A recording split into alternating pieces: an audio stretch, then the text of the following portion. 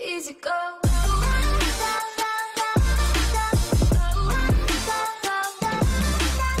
Salut, c'est Sglug, merci de suivre cette aventure, merci pour les inscriptions. N'oubliez pas d'activer les notifications pour être prévenu des prochaines vidéos. Merci aussi de commenter et de poussoyer. Ouais, c'est un nouveau terme que je viens d'inventer, mais je pense que vous comprenez le principe. Poussoyer. Je pars du principe que vous avez vu les précédentes vidéos. Je vous montre ce que je fais avec les problèmes. C'est beaucoup plus proche de la réalité, donc c'est pas tout à fait des tutos. Dans la dernière vidéo, j'avais fini de reporter le paramétrage du fichier configuration_adv.h.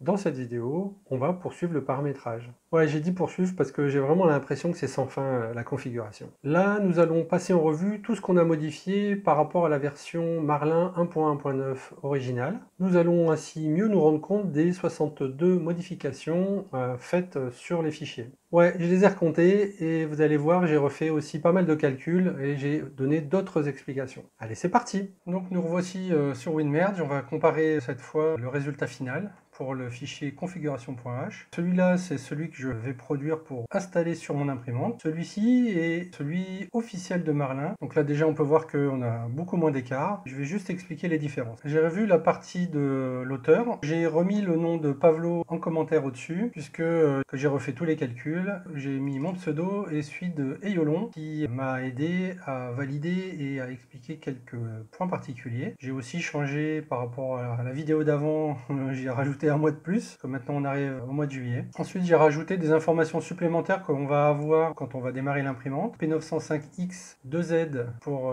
deux moteurs en Z et deux extrudeurs. Dans la deuxième ligne qui va s'afficher, j'ai mis l'URL de la chaîne YouTube, parce que sur ma chaîne, il y aura toutes les informations que je vais partager. J'ai changé bien évidemment la carte pour une MKS Gen L. À l'occasion, je vais vous montrer la fiche technique que j'ai fait dans Google, que je vais pouvoir partager avec vous, et toutes les petites informations que j'ai glanées petit à petit. Ici, vous avez une photo de la carte mère. Donc là, ici, on voit bien que c'est une MKS Gen L version 1. On a deux extrudeurs. Bon, ça, je vous montre pas la photo. Le diamètre du filament est bien 75. Moi, j'ai deux buses. Elles ont un décalage sur les X de 18 mm et elles n'ont pas de décalage sur les Y. Voilà, j'ai remesuré au pied à coulisse. Nous avons les sensors. Donc ça, c'est quelque chose de classique. Comme moi, j'ai deux extrudeurs, j'ai bien le deuxième qui est ici. Le bed avec la valeur de la sonde. Alors ici, le pitch, je l'ai activé parce que ça va permettre de rajouter normalement dans les menus quelque chose qui va nous permettre de recalculer le pitch, justement. Donc ça, c'est les valeurs qu'on a repris telles que de la version d'avant, celle de Flying Beer. Ici, la mécanique, ça dépend de la manière dont on soude la fiche, puisque en général, c'est des sondes à 3 boutons. On peut les utiliser soit en tout le temps allumé, soit en tout le temps fermé. Et du coup, dans un cas, il s'ouvre, dans l'autre cas, il se ferme. J'ai repris les mêmes qu'avant, il n'y avait pas besoin de changer. Pareil pour le Z.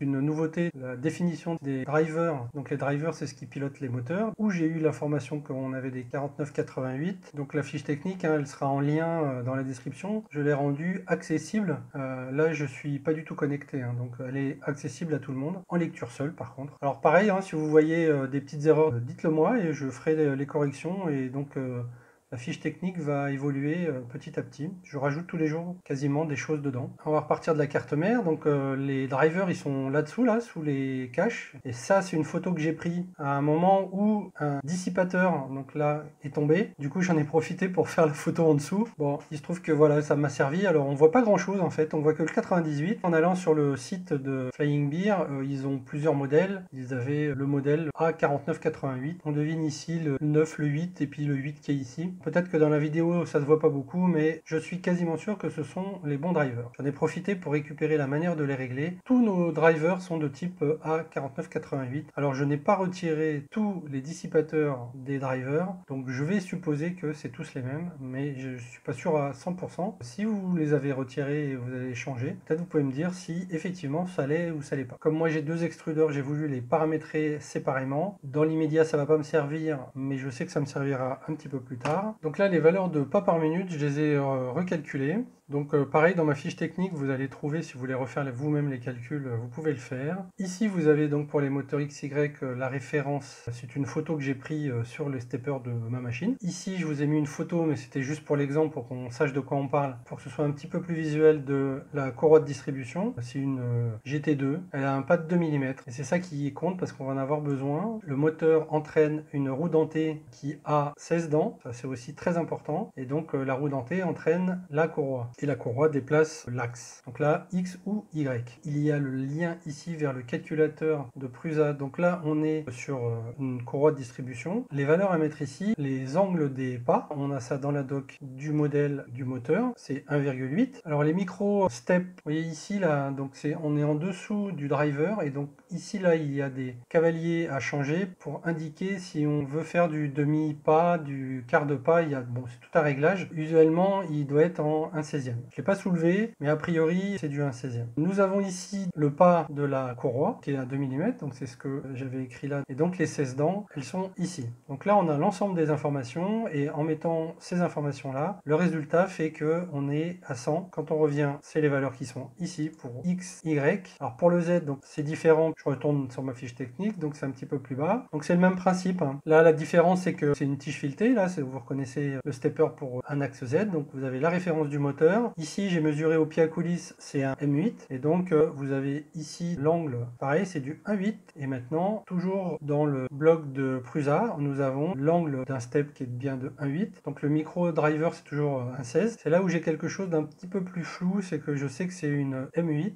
Je ne sais pas mesurer exactement le pas de la tige filetée. Je n'ai pas trouvé dans le site de Flying Bear les informations. C'est quelque chose que je vais demander. Mais en cherchant un petit peu, les valeurs par défaut qui sont annoncées à chaque fois que quelqu'un parle des imprimantes chinoises avec un M8, on nous dit que le pas est de 4. Du coup, en mettant ces valeurs-là, je suis retombé sur la valeur qui était saisie par Flying Bear. En ce qui concerne le pas pour les extrudeurs, c'est quelque chose qui se fait de manière un petit peu plus empirique. En règle générale, donc, ce qui est expliqué, c'est qu'on met une valeur, ensuite on va faire sortir 10 cm de fil, et puis on va mesurer si on a bien sorti 10 cm de fil. Et si on n'a pas mesuré 10 cm de fil, on fait un produit incroît par rapport à la valeur qui est là, et puis du coup, on va changer la valeur petit à petit jusqu'à tomber sur la bonne dimension. Pour le max feed rate et le max accélération, j'ai repris les valeurs de Flying Bear, car je n'ai pas trouvé de façon très claire de les recalculer. Je pense qu'elles sont mises de manière plutôt empirique, c'est-à-dire un petit peu au pif. Ceci dit, le max feed rate est lié au déplacement qui permet au contrôleur de faire ses calculs de nombre de pas plus tranquillement. Une valeur trop élevée et le contrôleur fait des micro-arrêts, ce qui n'est pas bon pour l'impression. Pour l'accélération, c'est en fonction du poids du chariot à déplacer. Dans le cas d'une P905X et des P905 de manière générale, les moteurs sont fixés au cadre, donc le poids du chariot est plus faible, ce qui nous permet de définir des valeurs plus élevées. Le défaut accélération, j'ai repris la valeur que Flying Bear avait mis. J'ai pas vraiment trouvé d'informations qui me permettent de refaire le calcul. Le jerk, c'est la même chose, pas tellement d'informations, hormis des calculs très compliqués qui nécessiteraient une vidéo complète. Là, j'ai activé le Fix Mounted Prod parce que notre sonde est fixe. Ça veut dire qu'elle n'a pas, comme sur un BL Touch, quelque chose qui descend, qui monte pour pouvoir faire la mesure. Donc là, c'est une valeur que j'ai changée par rapport à ce qu'avait déclaré Flying Bear, puisque en regardant ce schéma-là, si vous vous souvenez, je vous avais expliqué, ici on était dans les positifs, mais ici je suis dans le négatif, tout au moins sur la partie des Y, d'où le moins 33, et la grosse différence par rapport à ce que Flying Bear avait mis. Donc ici j'ai mis la valeur de 15, voilà, c'est à peu près la valeur pour pouvoir éloigner correctement la sonde du bord du plateau. Donc là c'est les valeurs pour donner le sens des moteurs. Donc là j'ai repris un par un, c'était les mêmes valeurs. Là aussi, donc ok, je vais laisser. Donc là ici nous avons la taille du plateau chauffant, donc X et Y pour le Z. On est dans un système à auto bed leveling en bilinéaire. Alors en fait ici il y a un écart, mais la seule chose que j'ai fait, c'est que j'ai enlevé les commentaires. Ça, c'est quelque chose que j'avais rajouté dans l'ancienne vidéo, mais j'ai pas refait les calculs ici, ni ici. Bon, c'est pas bien grave, hein, c'est que des commentaires. Alors, j'ai activé le ZSafe homing. Donc ça, je vous l'ai expliqué dans la dernière vidéo. Hein, c'est pour être sûr qu'on fasse le home à l'intérieur du bed et que la sonde ne se retrouve pas à l'extérieur. Ici, c'est le paramètre qui nous permet d'utiliser le M500, ce qui nous permet d'enregistrer les paramètres dans les PROM. Là, c'est des valeurs par défaut pour le PLA. Ici, nous avons les valeurs par défaut pour l'ABS.